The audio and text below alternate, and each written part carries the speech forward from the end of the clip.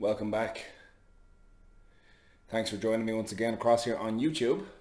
I'm of course Iron Ian and you're very welcome. So today we are answering the question, does lifting with bands and chains help you get stronger? So for anyone that's unfamiliar, you may have seen this at some stage in your gym or a video online. Somebody maybe is doing a big heavy squat and they've got all these chains linked onto the ends, or you might see a band going up and around their deadlift bar or around their squat bar. So they're pulling up against bands at the same time, or sometimes the bands hang down from the top of a rack. So the question being, does this help you get stronger? Short answer is yes, of course. All these things do is add extra resistance.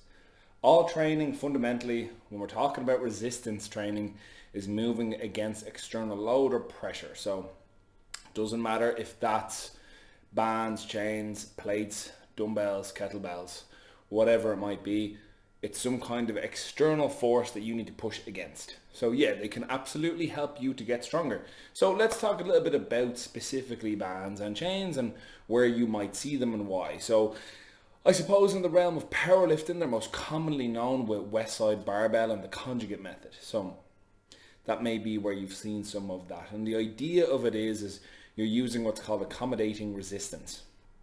If we, for example, we're doing our squats, we've got a big heavy squat. When we're in the bottom position of that squat and some of those chain links are on the floor or our bands, if they're attached to the bottom of the rack and they go up over the bar, in the bottom position, the least amount of extra pressure or weight is on the bar because either some of the links are on the ground or the bands don't have as much tension to them. And it's only as we stand up out of the squat and the links unfurl off the ground or the bands start to pull back down on the bar with the tension, that's when we see that extra resistance kick in. So the same amount of resistance at the bottom is very different to the same amount of the resistance at the top of the movement. So that's one unique benefit of using the likes of bands and chains.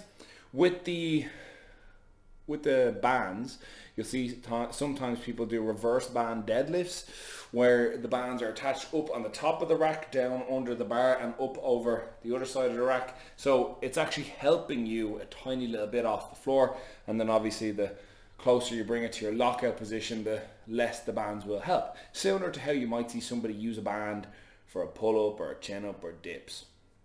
They have their place. So yes, of course, these things can help you get stronger, especially in certain circumstances where it might be beneficial, such as now, a lot of people are training at home. They either have no weights or not a lot of weight. So let's say you're at home, you're using a barbell and all you've got is 80 kilos and you normally squat 150 kilos. Well, if you've got a couple of bands, you can help create extra resistance by using the bands.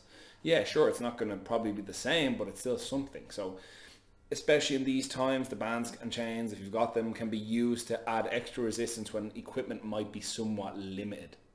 And another great point with this is we have a principle in training called FIT, F-I-T-T. And what does that mean to you? Well, you will use the FIT principle as to how to alter your program to stop hyper specialization, or your body is over adapted to a certain stimulus. You want to resensitize it. So these are 4 things we can change. FITT, the frequency, so how regularly you do the movement, the intensity, how much load you use, for example, the type.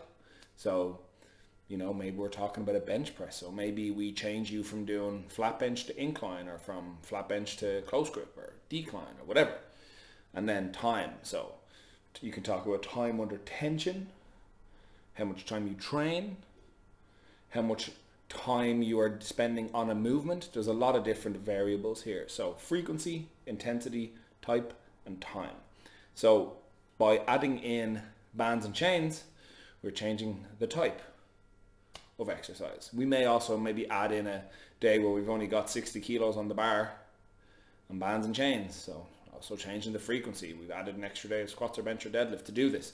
So this can all play to your benefit. However, in saying all these things, if you're somebody that's going to the gym just to get fit, healthy and strong, you don't really need all these extra things. It's not really gonna the time it's going to take you to get used to setting these things up, you're not going to get any unique or special benefits from. So if your goal isn't necessarily one very specific style of powerlifting, I honestly wouldn't worry about it too much. And even in the realm of powerlifting, it's really only the conjugate method you'll see an awful lot of banded and chained work. So I would not advise you to avoid it, but at the same time, I wouldn't be overly enthusiastic to recommend it. But that is up to you. Ultimately, the best training you can do is the training you're going to stick to and be consistent with. You know what I'm saying?